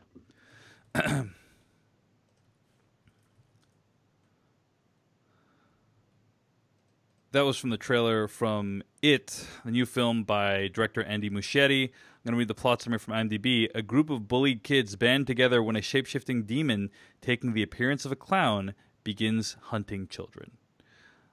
So, Jeff, you went to go see this movie at a screening this week, right? I did, and I want to tell you guys a little story about it. You guys have been to press screenings before, and you know that they're a unique animal. I am chronically early anyway. I'm early to everything. It's just who I am. But I'm particularly early to press screenings because there's no assigned seating, and it's all catch can, and there's a lot of chaos. And I just want to get in the theater and be seated and be calm and ready to watch a movie. So I got to this screening of It very early. I sat down. There were almost nobody in the theater when I sat down. And I got a great seat in the center. And a couple of minutes after I sat down, two older ladies came into the theater and happened to sit directly next to me in the theater. And that's fine. It's totally fine. But the thing about press screenings, too, is, especially in LA, there are a lot of people that have been reviewing movies for many, many years. So you never know who is an old-timey newspaper reviewer or whatever. And so I didn't think much of it at first, but I was sitting there and eventually the woman's phone went off. And we were well before the movie, so I wasn't annoyed particularly, but it went off and it was very loud and it was like boop, boop, doo, doo, doo, doo, doo, doo. And she answers it and she's talking in Russian. And she finishes her call and she puts the phone away. And I start looking around in the theater and thinking to myself, did I walk into the wrong auditorium? Because this is a big multiplex. And it's entirely possible that I walked into the wrong theater, because you guys know that with press screenings, most of the time they give you a ticket. Yeah. But this one, they happened to not give me a ticket, and I just strolled into what I thought was the right screening room. So I wasn't sometimes shout the screening room at you, but it's easy to mishear and whatnot. Yeah. Right. Yeah. So I'm like, I started going, oh my gosh, did I go into the wrong theater? So I turned to her and I say, you guys are here to see It? And she sort of laughed and went, yes. And I went, oh, okay. Well, you're braver than I am. You're brave thing to come see the movie. And she's going to smile and laugh. I wasn't quite sure there was understanding there, but I didn't want to, make it awkward. So I'm sitting there, and it's still, quite a ways before the movie starts. And I'm hanging out. I'm looking at my phone and hanging out. And then her phone goes off again. And I'm like, now I'm so worried. So they're two different ringtones? I'm sorry, Jeff. Go ahead. I'm pretty sure those were exactly the same both times. It was a continuation of the first song. Oh, I see. Okay, I understand now. And I start getting worried now that there's going to be this woman who's not going to have her phone off, and she's clearly getting a lot of calls. So I'm getting worried. So she answers that call, finishes it up, and I say, "You're going to turn your phone off for the movie, right?" And she kind of smiles, and I repeat it, like, "You're going to turn your phone off for the movie," or else. She goes, right, and she goes, "I'm sorry, if you speak so fast, I don't understand you. If you speak slower, I can understand." And I went, oh. So this lady is here and doesn't really speak English very well. Now it's weird. Now I'm really it's strange. And I look, and she is in a nice dress, clearly in her mid to late 60s, and the woman she's with is her mother. It's got to be her mother. It's even older than she is. I mean, this is a very old woman, has a cane. These are two people that don't seem like they're the target audience for it. And so I go, well, are you here to see it? And she says, oh, we are talk slow. We are on vacation here. And I was like, uh-oh. What's happening right now? Yeah. What's happening right now? And it's kind of becomes my moral duty to stop you from seeing it because I don't think you know what happened. So we get into this conversation. It turns out she has a daughter who moved to America. They came to visit her. She'd spent the weekend going to Hollywood Boulevard and seeing the Walk of Fame and doing touristy stuff. And they wanted to see the world famous Chinese theater. Now this this particular press screening happened to be at the Mann's Chinese, but if anybody who lives in LA or has ever been there knows, the Mann's Chinese is the big famous old place where Star Wars premiered that has all the stuff in front of it with the handprints on the concrete, but it also has a multiplex attached to it, which is not the historic Mann's Chinese theater. So they thought they had walked into the historic, and they just strolled in. And no one stopped them. They didn't buy a ticket. They just walked in, and because they walked in with purpose, all the press people just assumed that these old ladies were old reporters, That's the key to getting into anything, by the way. It's so true. And the Russians know it. So now it's all coming together to me what's happening. And I'm like, this is not the Mann's Chinese theater. This is not what you want to see. And they're like, oh, okay, well, we'll stay here. And I was like, well, do you know what this movie is? And they're like, no. And I pull up a picture of the terrible clown Pennywise on my phone. And I go, this is the movie that you're about to see. And she takes it from me and she looks at it and she hands it to her mother and they have a conversation in Russian and she hands it back to me and she goes, oh, it's scary. And then they sit there and I'm like, and then the lady behind me, who's also a legit film reviewer, starts chiming in. She's like, I don't think they understand. I'm like, I know. This is going to be bad. This is going to be very bad for everyone involved. And this is a packed screening and they're not supposed to be here. And it's so weird. And I don't know what I'm supposed to do. Turns out they're lovely ladies. They start showing me pictures of their family and telling me about how they spent time in San Diego. This is their first trip to America. They really hope the relationship of our two countries improves so they can keep coming here. And I don't know what to do. I keep trying to tell them, this is a very scary movie, very scary. I don't think you want to see this. Nothing. She keeps asking me when it's going to start. And I say, well, we still have 20 more minutes. Okay, we still have 10 more minutes. Okay, well, 5 more minutes. And I'm like, you can leave, right? No, we'll stay. We stay. Okay. Well, is your phone off at least? She turns her phone off.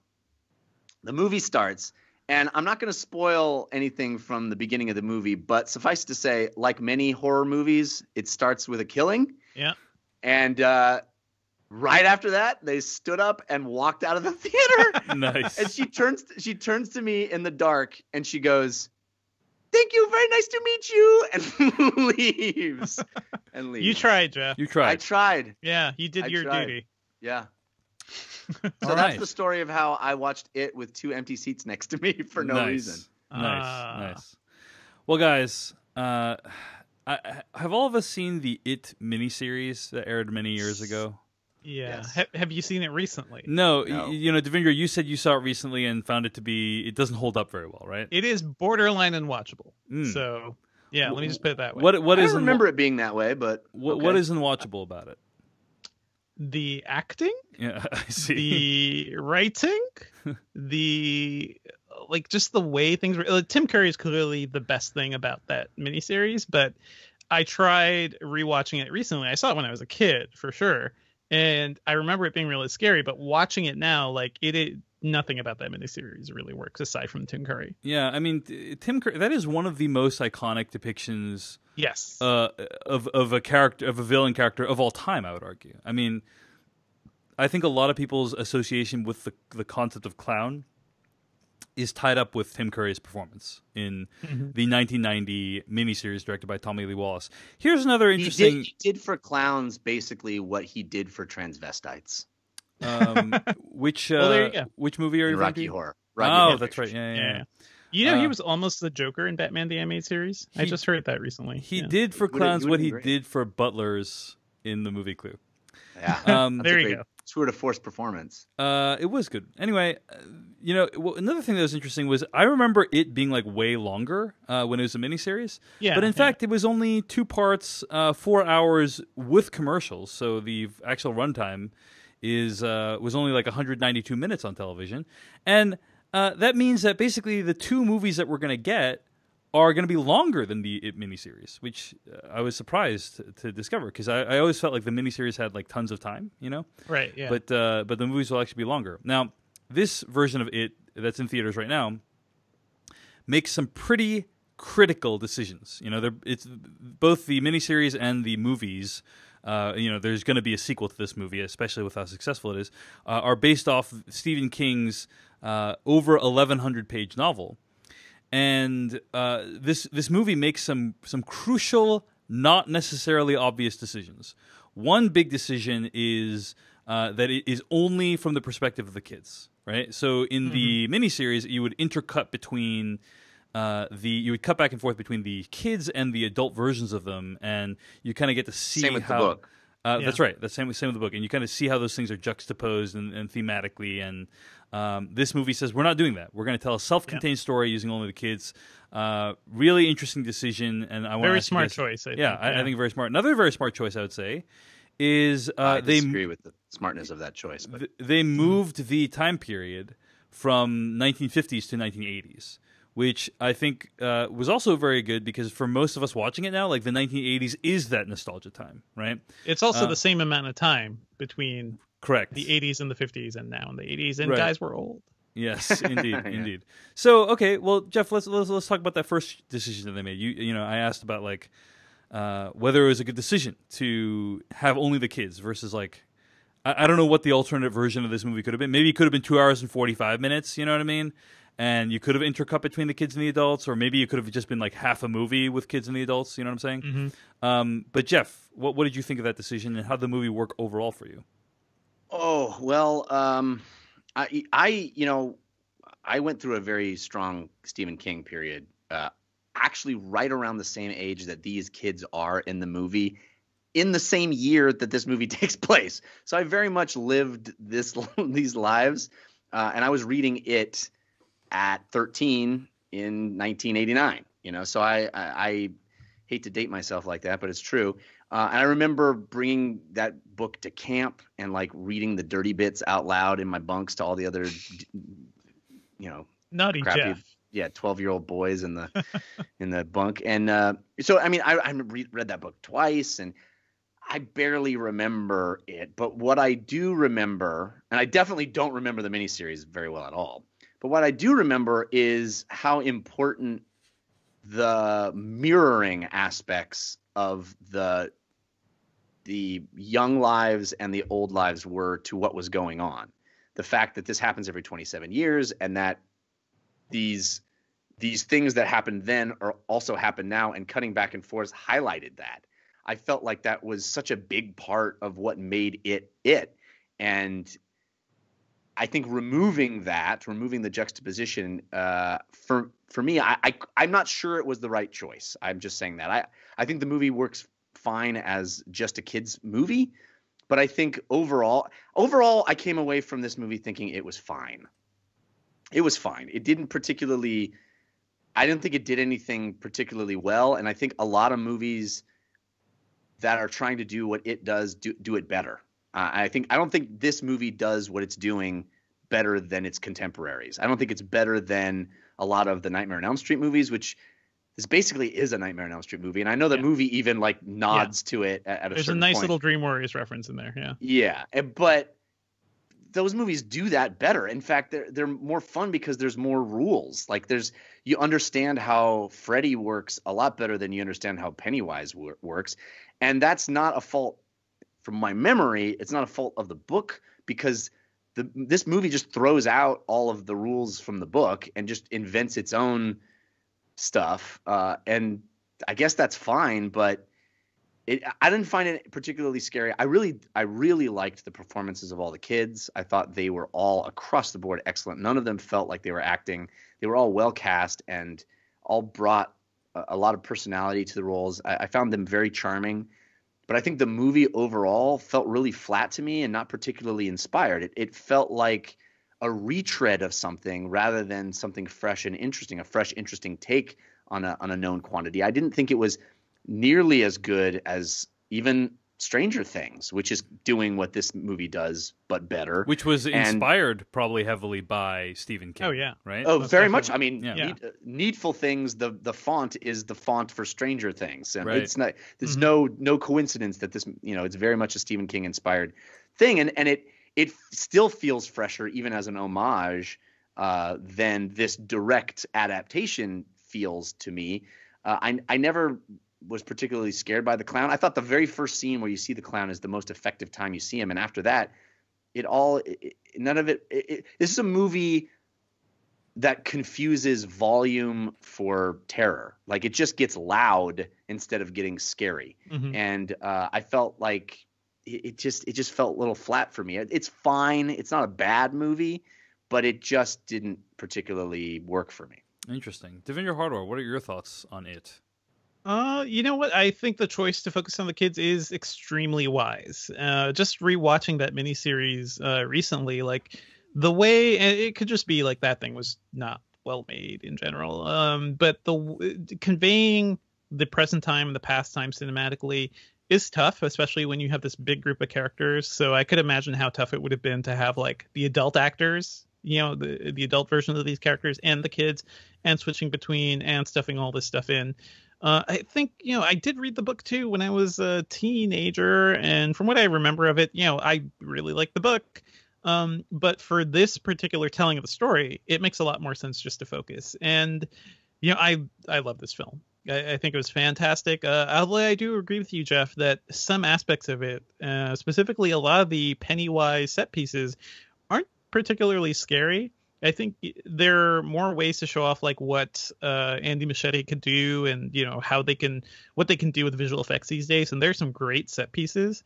There's only one that I think was really genuinely a little surprising and scary, and there's one that happens in a garage that was really well done.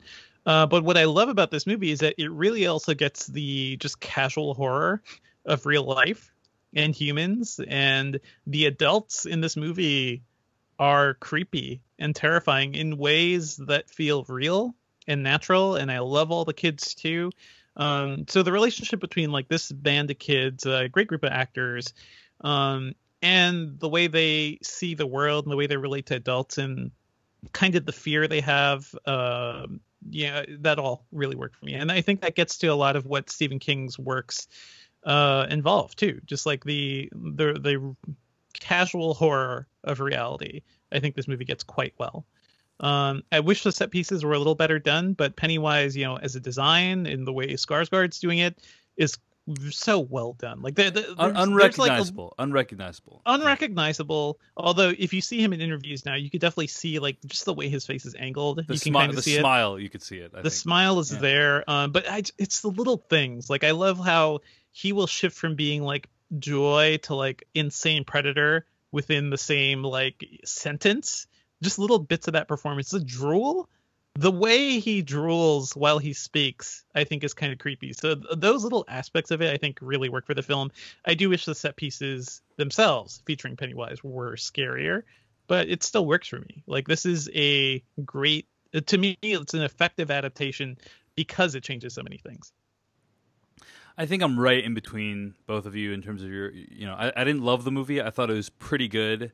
I agree with a lot of Jeff's criticisms on it. I think the rules regarding Pennywise were really poorly defined.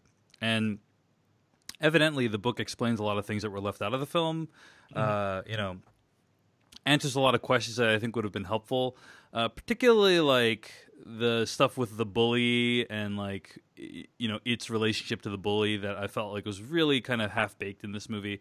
But the movie also has a lot of really great things. Like the child performances are awesome. The casting is great. I think this movie is going to mint some stars. I think we are going to see these child actors be very successful in Hollywood for many years to come. And that's no accident. I think it's because they do a great job in this movie. And I also really I'm very taken with the design of Pennywise. I think my biggest disappointments with the movie are, like I said, the rules are pretty poorly defined, and also at times the movie feels like a series of set pieces versus. I don't remember too much about the miniseries, but I felt like it was more like you got to really luxuriate in these relationships between the kids. I felt like it felt more like, we're kind of following these kids as they go through life versus just here's a scary set piece, here's a scary set piece, here's a scary set piece, or each kid has this thing that they're scared of. We need to introduce thing that kid number 1 is scared of, now thing that kid number 2 is scared of, and thing that It felt very rushed, which I was surprised by, given that the movie, like I said, has a longer. When you put the two movies together, this one and its sequel, will have a longer runtime than the miniseries. A big part of that is the decision to include all the kids. I mean, how many of them are there? Like 6 or 7. Like you could have easily cut. You could have easily cut that down to like 3 or 4, and I think it would have been a better film for it. You could have spent more time with them, gotten to know them better, invested in them more. And as is, each kid basically gets one characteristic, one thing they're scared of, and then we're off to the races with all these set pieces. And so it felt very rushed to me, but there was still a lot to recommend this movie, and I understand why it's a crowd pleaser. Like we got there an hour and a half early to wait for seats. Like we'd already had tickets, and I have never seen a line that long just to get into the theater for seats. It is a great crowd experience for sure. Yeah, I mean, Jeff, what did you think of your crowd experience with it? Well, I had 2 empty seats next to me. Yes, for most of the movie. So you were just laying down. I was just lounging, man, just loving it. No, I mean, I'm a person that loves a scary movie. I mean, I've talked about. You guys might make fun of me, but I've talked about how much I have enjoyed, for example, the Paranormal Activity films how drawn in to them I am and how genuinely scary they are. And those never use, shouting at you or loud roars. I mean, there's a thump or a There's bang. A lot of loud noises in those movies, Justin. But it's not like loud noises. It's like a disquieting noise. It's a very there's a lot of tension building in those movies that I don't think is here, but also it's a different type of horror movie, I'd say. It's hard to compare them. Yeah, that's true. But I just never felt a buildup of tension and therefore never felt a release. There was a lot of shocking stuff. There was a lot of intense imagery, but I was never scared, and I didn't think my audience was either. There weren't gasps, there weren't screams, there weren't that nervous laughter to release tension that you often hear in movie theaters. I think, like I said, I think the movie's fine, and I think it lives on the strength of its young actors and the fact that they're all really compelling and charming to watch and hang out with. but I think ultimately as a scary movie or as a thrilling adventure, it's pretty flat for me. I think a big problem with this movie is that they definitely alert you when a set piece is starting, right? There is no real build up to it. It's like, oh, creepy things happening to the kid. Pennywise is involved. Like the audience always feels like it's one step ahead of the kids. Yeah. And like, so that tension isn't quite there, except for that garage sequence is so good. But because it's so fast and it's not drawn out. But there are sequences where like, Beverly just interacting with her father, like made my skin crawl. And that's the sort of like, that's where I was getting tension. And that's where I was starting to fear like what was going to happen to this girl. And just a simple thing like an interaction with a pharmacist. Never trust a pharmacist, kids. They're creepy as hell. So those sorts of things like really worked for me. But yeah, that's more of the casual real life horror that the movie presents. I do wish the set pieces, like maybe they spent a little more time constructing ways to make them genuinely scary. Although when it goes for it, it really goes for it. Like that, it recreates the Georgie scene from the miniseries, but it really goes for it. We see an arm bitten off. Like it is grotesque. Yeah, I kind of want to talk crawling on the floor. I kind of want to talk with you guys about that in the spoilers. But suffice to say, I think like overall we enjoyed this movie and love the casting, love the performances. Jeff wasn't as crazy about it as Devindra, and I liked it well enough. One question before we move to spoilers: are you looking forward to the next one? Devindra, I know your answer.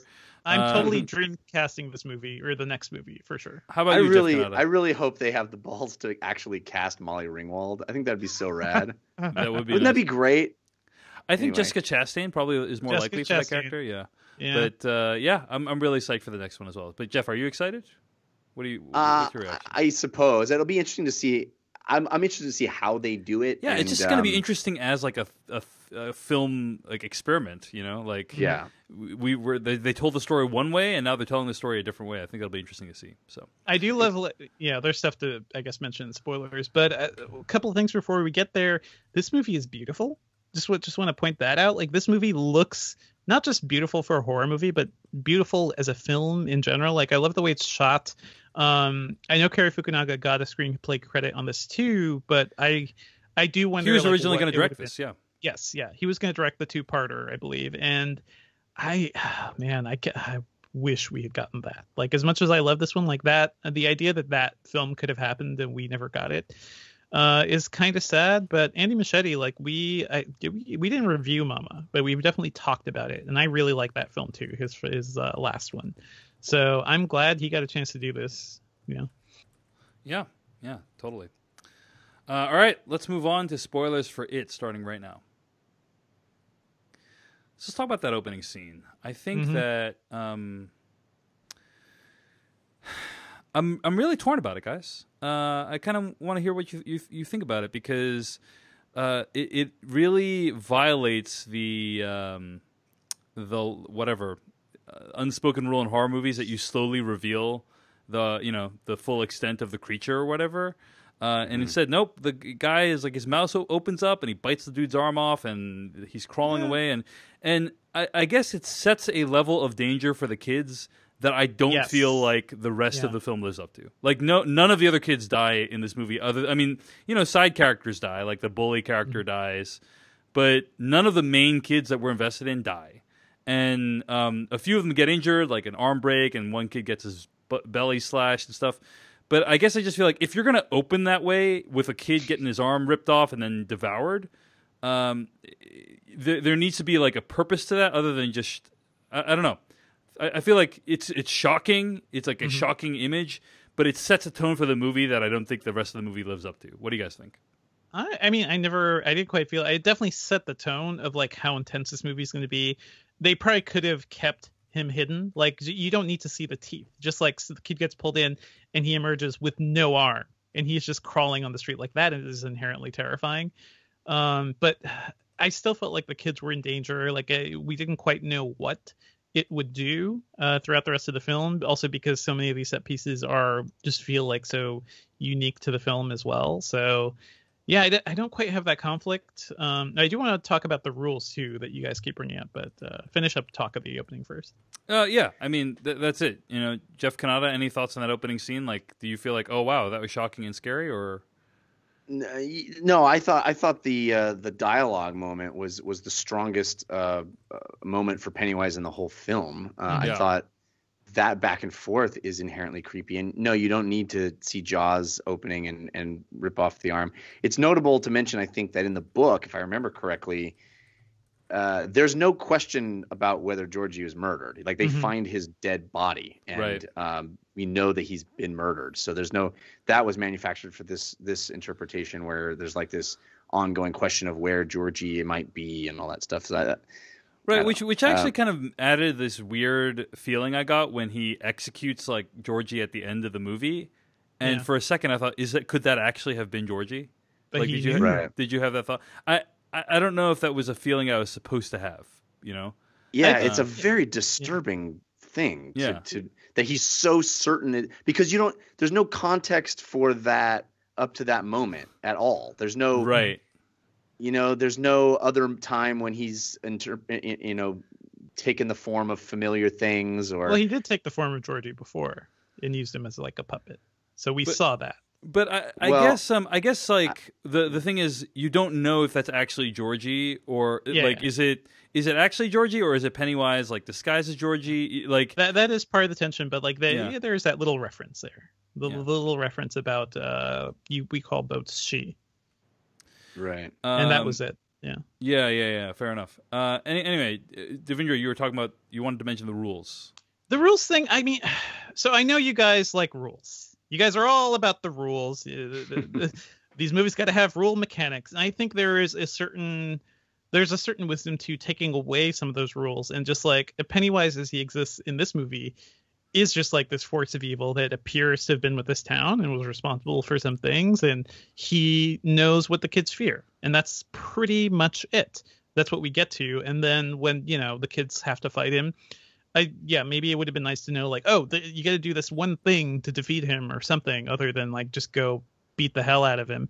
But I think the lack of clear defined rules work because he is just like a pure force of evil, and tying him into things that have been done in the town, like all that worked. I don't think you needed to complicate things too much because we understood what he is. I think you're right, Devindra, but I think like. What rules are we missing? Well, the ambiguity again. I think the ambiguity is under what circumstances does Pennywise want to kill them versus just scaring them? Because I feel like in every one of those scenarios, he could have killed all those kids. Like, yes, sure. And so he does rip off Georgie's arm, and he's fully capable of ripping off anybody's arm at any given time, and he just doesn't. He's content to just kind of like freak them out, and it's like, okay, maybe there's a good explanation for that, but the movie doesn't give it, Yeah. Exactly. Yeah. So that's really the main beef is that like even in that garage scene, we open the garage door and everything's fine. Like, is it because of the light? Is it because they're not scared anymore with the light going in the garage? Like, it just feels like.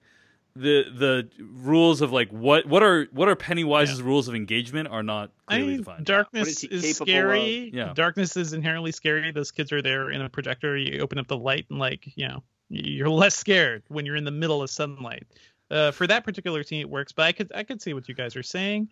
I think you brought up a good point, Devindra, when you tweeted about the movie about how like the bullies are actually more frightening than Pennywise in a lot of ways. They're bully, grotesque. the bully freaking carves a freaking letter in the kid's belly. Like that's some even disturbing. His friends are like, dude, chill.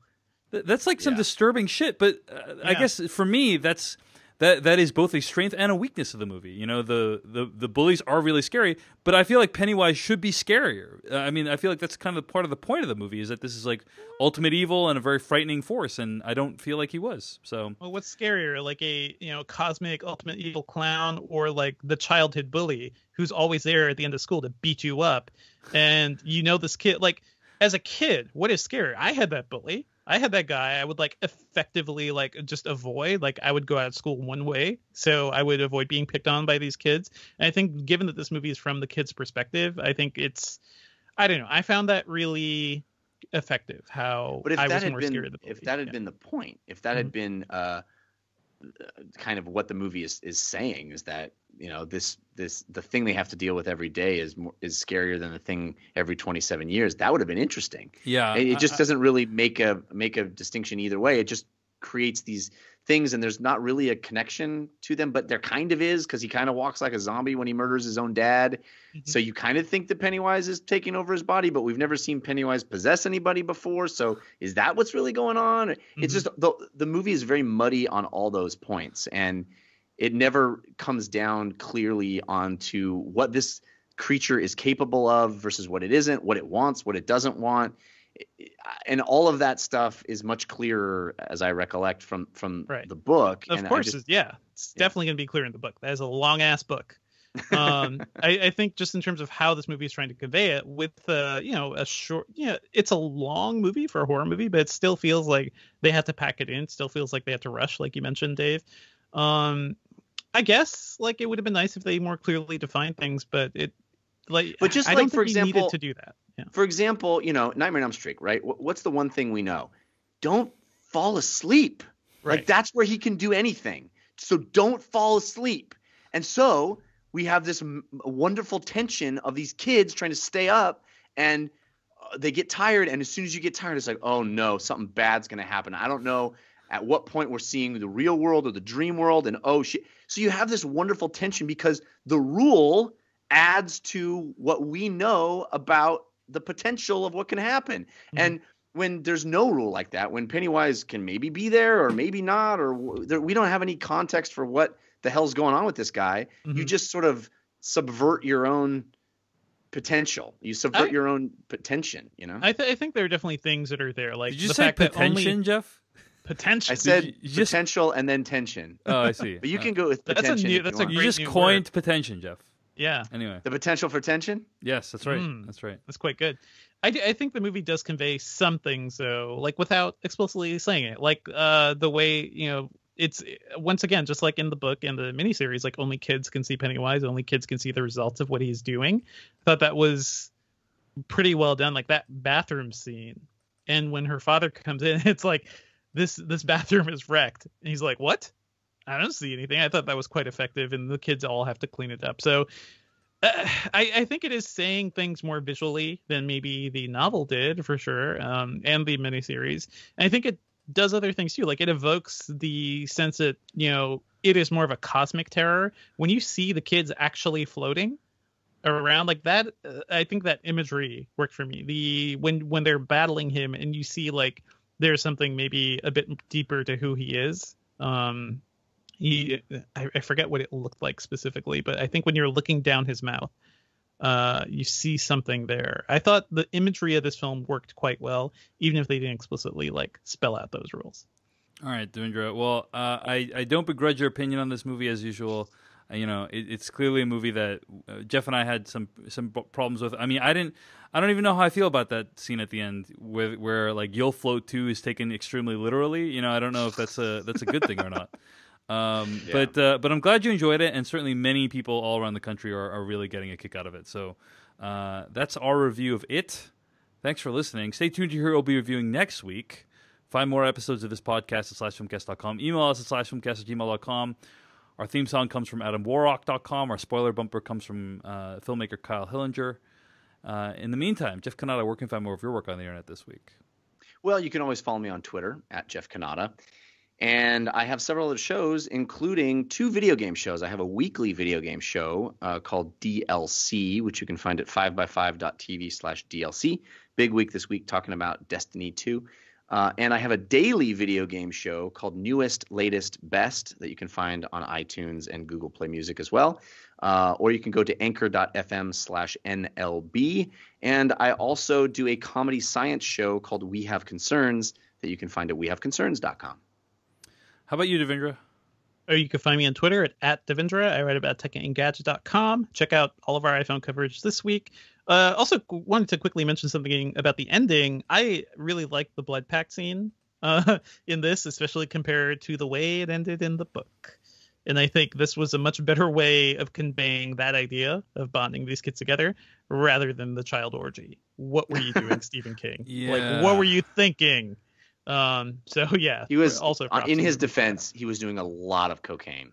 It was the 80s, right? So was everyone. And it was Stephen King in the 80s who did a lot of cocaine. Find all of my stuff at davechen.net. Follow me on Twitter at davechensky. And guys, I want to share that after being rejected by many film festivals, Dr. B was selected to play at both the South Dakota Film Festival and the Bend Film Festival in Oregon. Congrats, dude! That's great. I'm very excited about that. I'm very excited. So you should be. That's fantastic. Yeah. So really appreciate. I'll tell you, like, after getting all the rejections, it is nice to hear, that someone, people from respected film festivals say, "Hey, you might have some inkling of knowing what you're doing in this regard." So, anyway. I don't think that's what they're saying. It's not a referendum on you knowing what you're doing. I know. I'm being facetious, but I appreciate you saying that, Jeff. Anyway, next week we're going to review the new Darren Aronofsky movie Mother, and I have a feeling this one is going to be divisive, guys. Oh yeah, you know that movie has an exclamation point at the end of its title, right? Oh, yeah, you're right. So, Mother, like you ignored it completely when Mother. Okay. That's not how you use exclamation marks, Dave. Come on. Mother! All right, guys. Have a good week. Thanks for listening to the official podcast of SlashFilm.com. We're out.